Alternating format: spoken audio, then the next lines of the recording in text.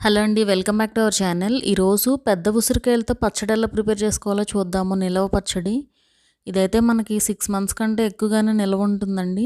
ఫ్రిడ్జ్లో పెట్టుకున్నారంటే ఒక 1 ఇయర్ పాటు నిలవ ఉంటుంది. చాలా ఈజీగా ప్రిపేర్ చేసుకోవచ్చు.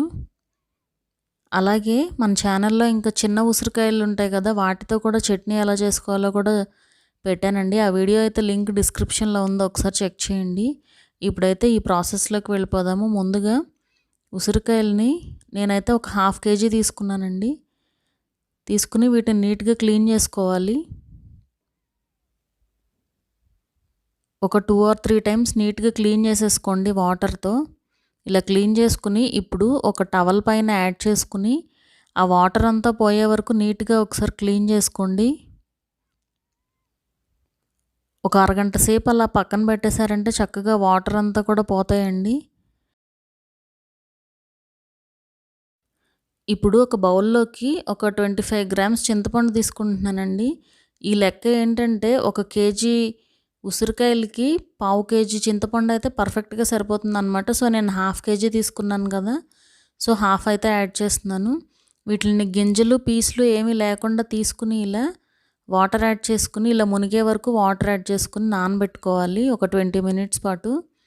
సో అవి నానేలోపు ఈ ఉసిరికాయలకి ఇలా ఘాట్లు పెట్టుకోండి. ఇలా ఘాట్లు పెట్టుకోవడం వల్ల మనకి ఉప్పు కారాలన్నీ కూడా పర్ఫెక్ట్గా పడతాయండి ఉసిరికాయలకి. సో అన్నిటికీ కూడా ఇలా పెట్టేసి పక్కన పెట్టుకోండి. ఇప్పుడు మనకి ఈ 1/2 kg ఉసిరికాయలకి గాను ఒక 1/2 లీటర్ పడుతుందండి ఆయిల్. సో ఆయిల్ యాడ్ చేసుకుని 1/2 లీటర్ యాడ్ చేశాను. యాడ్ చేసుకుని ఇలా డీప్ ఫ్రై చేసుకోవాలి. ఇవి గ్రీన్ కలర్లో ఉన్నాయి కదా, ఇవి ట్రాన్స్పరెంట్గా అవుతాయండి. అంటే కొంచెం వాడిపోయినట్టుగా అయిపోతాయి. సో అప్పటి వరకు ఫ్రై చేసుకోవాలి. ఇలా కంటిన్యూస్గా మిక్స్ చేసుకుంటూ ఫ్రై చేసుకోండి. చూస్తున్నారు కదా, కొంచెం వాడిపోయినట్టుగా అయిపోయినాయి. ఇప్పుడు వీటిని తీసి పక్కన పెట్టుకోండి. ఇప్పుడు సేమ్ ఆయిల్లో ఈ ఆయిల్ అంతా కూడా మనం చట్నీకి యూస్ చేసేస్తాము. సో సేమ్ ఆయిల్లో పోపు యాడ్ చేసేసుకోండి. ఎండుమిరపకాయలు, శనగపప్పు, మినపప్పు, ఆవాలు, జీలకర్ర, కరివేపాకు అన్నీ కూడా యాడ్ చేసేసుకోండి. ఇలా యాడ్ చేసుకుని పర్ఫెక్ట్గా ఫ్రై అయిపోయాక స్టవ్ ఆఫ్ చేసి పక్కన పెట్టుకోండి. ఈలోపు పోపు కూడా ఆరుతూ ఉంటుంది మన చట్నీ రెడీ అయ్యేలోపు.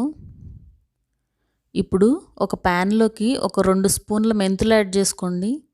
యాడ్ చేసుకుని కలర్ చేంజ్ అయ్యే వరకు ఫ్రై చేసుకోవాలి. సో ఇలా కలర్ చేంజ్ అయ్యాక స్టవ్ ఆఫ్ చేసి పక్కన పెట్టుకోండి.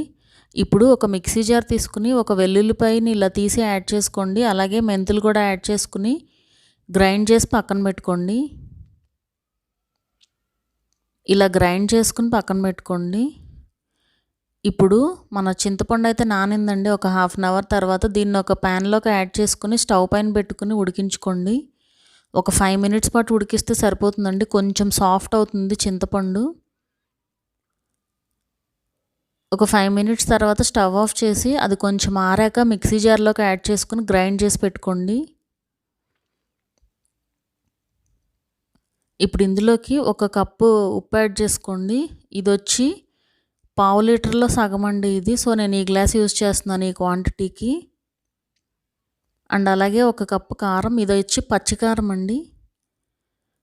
అండ్ అలాగే మనం గ్రైండ్ చేసి పెట్టుకున్న పేస్ట్ యాడ్ చేసుకుని ఇలా గ్రైండ్ చేసి పెట్టుకోండి. పర్ఫెక్ట్గా మెత్తగా గ్రైండ్ అయిపోవాలండి ఇలా.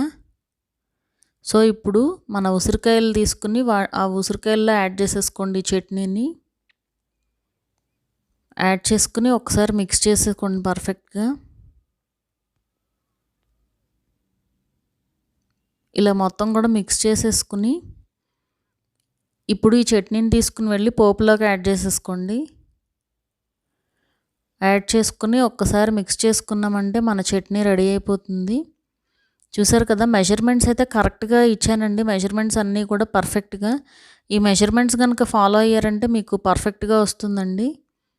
ఒకసారి అయితే ట్రై చేయండి తప్పకుండా. చూస్తున్నారు కదా, ముక్కకు కూడా చక్కగా పడుతుంది. ఇలా అయితే మనం ఘాట్లు పెట్టాం కదా, సో పర్ఫెక్ట్గా ఉప్పు కారం అంతా కూడా ముక్కలకు కూడా పడుతుంది. ఒక 1 day తర్వాత అయితే మనకి పర్ఫెక్ట్గా ఉంటుందండి టేస్ట్.